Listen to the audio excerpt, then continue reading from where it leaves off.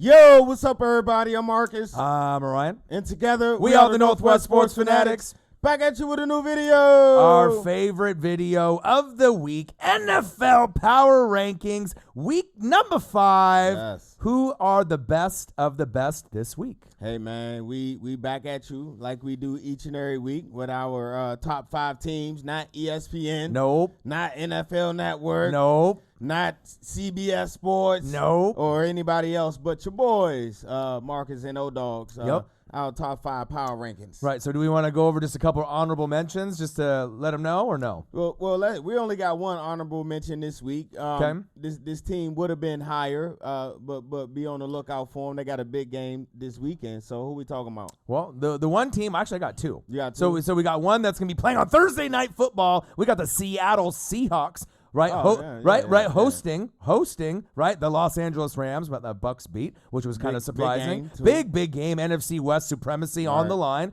And then another one that you could mention, just because they had a bye week, but we haven't forgot about you guys, San Francisco 49ers, right? Niners. Right, you had Garoppolo effect. Right, the Garoppolo effect is real, and we'll have to see if they can beat the Browns. If you beat the Browns and then beat the Rams back-to-back, you definitely are going to be cracking our top 5, and who knows how high you will climb. Browns won a big game, man. Let's see if that research was that fool's gold though, or no? That's what I'm saying. Let's see if that was real. Let's see if they can keep it going, keep that momentum going. So before we get into this top 5, right? Subscribe to our channel. Hit the thumbs up for your boy. And let's get into NFL Power Rankings week number 5. Yes. And let's go to number 5, down 1 spot, right, from last week. They had a tough game against the New Orleans Saints, the Dallas Cowboys at 3-1. Yeah, man, they went blow for blow with the Saints in a tough environment out there in the dome.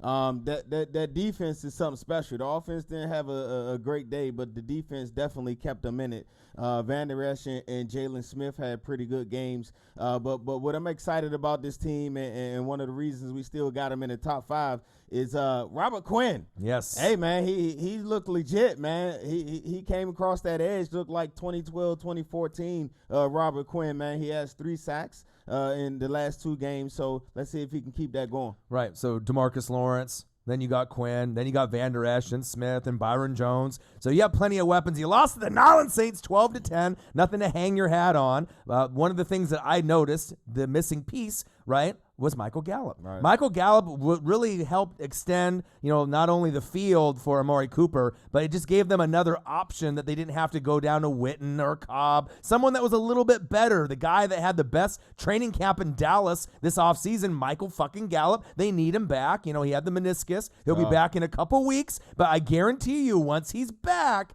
like they are going to look like a new team. Hopefully his knee will be able to hold up, but they'll be able to score more points, and that'll be less pressure on Amari Cooper. Yep. And obviously they'll be able to get more points with Kellen Moore at the OC. So you lost to the Saints 12-10. Next up, it doesn't get any easier, Cowboys. You're at home though, right? Against the Green Bay Packers, Aaron Rodgers, right? A 3-1 versus 3-1 team matchup, a battle for the NFC. We'll have to see what happens in that one. I'm not sure if there's a team that's maybe favored. If Dallas is favored at home or everyone loves Aaron Rodgers. His reputation in Dallas is pretty good over the years. Yep. So we'll have to see on how that goes. That's definitely a game that's must-see TV. Go a long way into the end of the season, home field advantage. Playoff implications possibly, and maybe a playoff preview. Big facts. All right. So there you guys have it. Our number 5 team, the Dallas Cowboys. Yep. Who we got at number 4? Number 4, we have a team that climbed 4 spots, and that doesn't happen for us that often. Nope. We have a team that's 3-1 that beat up a NFC North foe. Who are we talking about? We're talking about the Bears, the Chicago Bears at 3-1. I know everybody talking about their offense and with Trubisky going out. Right, injured. Yeah, he's injured. I would like them see. I have them here based on potential.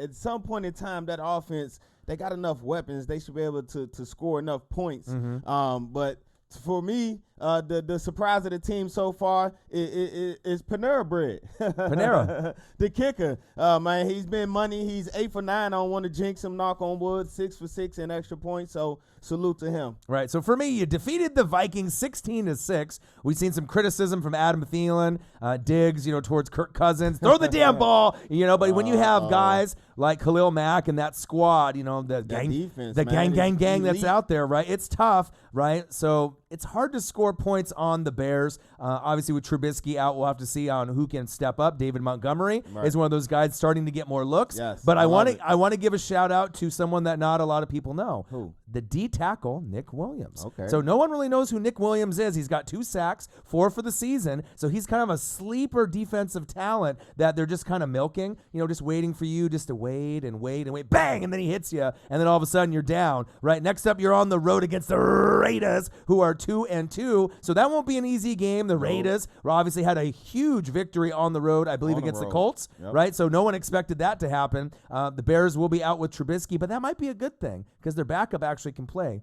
pretty well. Yeah, that offense looked a little more fluid, a little more rhythm they had when he stepped into the game. Yep. All right, so there you guys have it. Our number 4 team, the Chicago Bears. The Bears.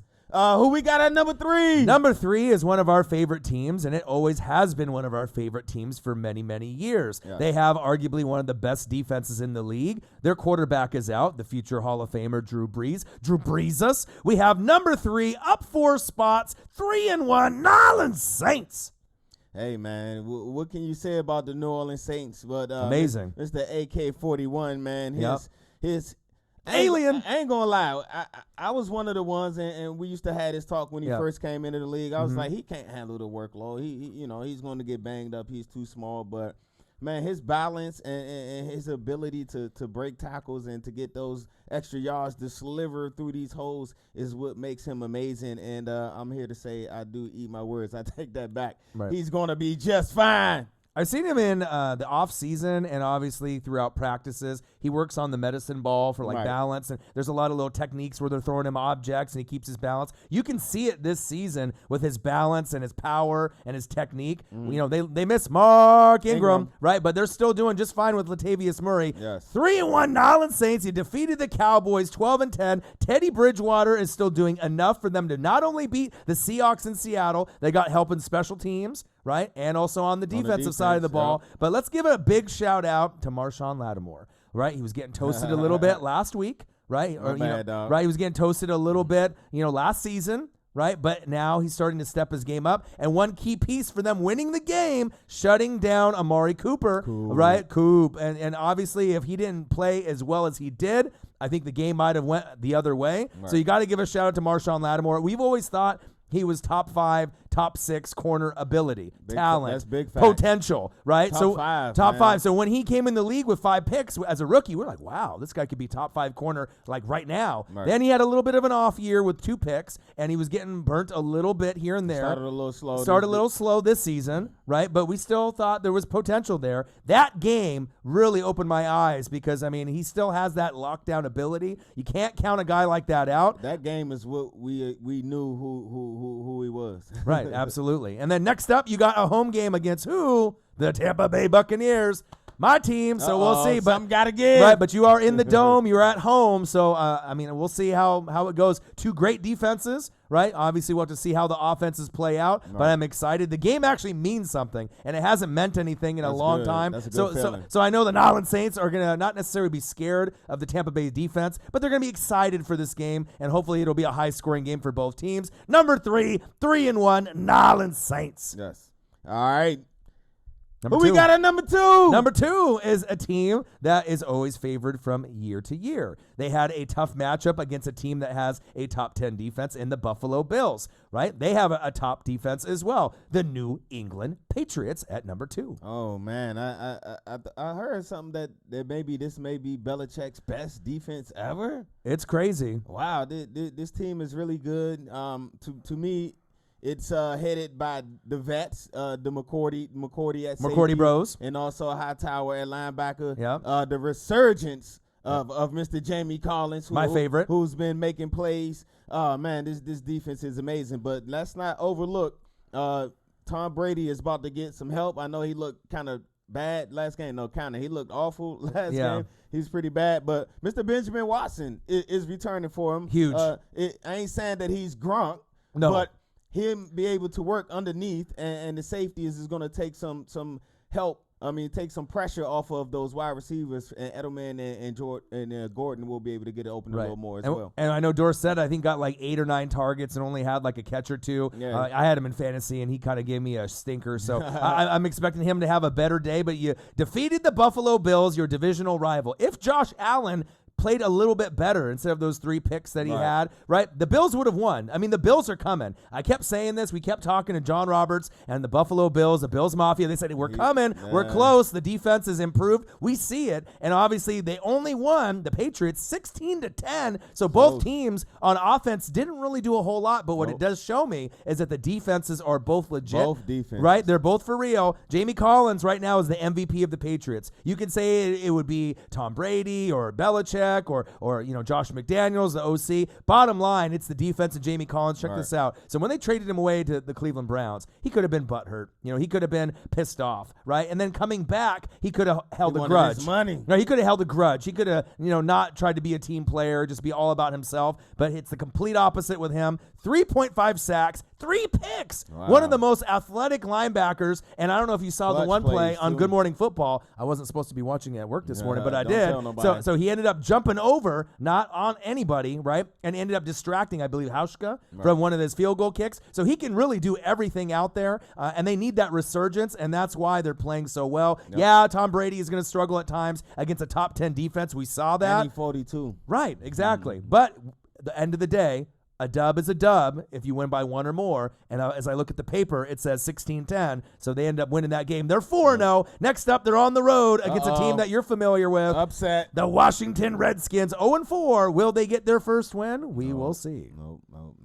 All right, so there you guys have it. The number 2 team, the New England Patriots. Yep. Who we got at number 1? Number 1, the best team in football right now. They got a quarterback that is the best quarterback in the league. The defense at times By far, is it even close? No, it's not even close. That's sad. Right. At times, sad, but that's how great. Right. At times, the defense has looked better. At other times, it's looked shaky. Right. But you got to give credit to the Detroit Lions, who almost knocked off this number 1 team that we've had for a couple weeks. Who are we talking about? Patrick the Clone Mahomes, Showtime, and the Kansas City Chiefs. Hey, man, I'm still waiting for this defense to come around because they got the players, man. And they got the coaching to be a better defense than they've been showing so far in this start of the season. Mr. Mahomes, man, he's been amazing. He's on pace to throw for 6,000 yards. Have you ever seen 6,000? No. And remember at the beginning of the season when I said that I thought that he was going to break 50, right, and go over 5,000, and half the people laughed at me? Right. It's not going to happen. He's going to have a down year. He's going to go down to like 30 touchdowns and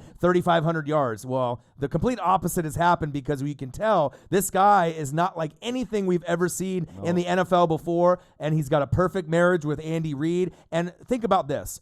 He doesn't have his best wide receiver out there. He doesn't have his number 1 running back out there. Or his left tackle. Right. And you don't have Fisher. You don't have Tyreek the Freak Hill, right? You don't have Damian Williams. And you're still putting up big numbers. So what that shows me, he's got the Kobe effect, the Michael Jordan effect, the LeBron effect, where he makes everyone better. Right. And you're seeing that because you're getting guys like Darrell Williams. Who? Darrell Williams, right? Not his brother of Damian, right? And even though he's a smaller third option back, what did he do in this game? He scored twice and ended up winning the game for the Chiefs. He had a big catch for him, too. Big catch. So that touchdown at the end. Right, I love that. But I need to see a little bit more from Chris Jones. Yep. Who? Chris Jones and Frank Clark. I mean, I think they only have 3 sacks combined. I think Jones has 2. Clark's got 1, but Clark does have a pick so far. Right. So I need to see a little bit more. The back end with Thornhill and Honey Badger, I need more. I need That's more. What I was going to touch on, too. And also Kendall Fuller and Brashard Breeland had a big return for a touchdown. But I need more, man.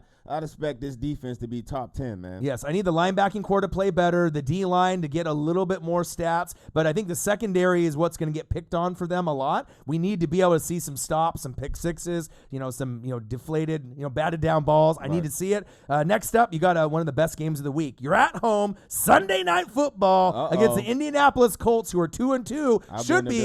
Should be maybe 3-1 if they didn't drop that game to the Raiders, but it still has some intrigue, with that team. And then, like I said, you don't even have your top guys out there, and you're still winning. And it kind of gives up a little hope that maybe this is the year that someone actually beats New England. And then if that happens, the NFC's wide open. There's still about, 5-6 teams that could get there, right? But it's hot at any moment. Right, but as far as the AFC's concerned, there's two top dogs. It's like Ali and Frazier, battling it out with the Chiefs and the Patriots. And I like what I'm seeing so far. Absolutely. Also, shout out to my guy, Shaboing Boing. Oh, Sammy Watkins. He's been holding it down a little bit. 365 yards, 3 TDs. 15 yards per reception. Right. Patrick Mahomes, though, his leadership, and if you watch some of the highlights on NFL.com, NFL Network, you're getting in the huddle, just be yourselves. Don't try to be someone you're not. I'll lead you to the win. And I like that leadership. You don't see that from a guy so young.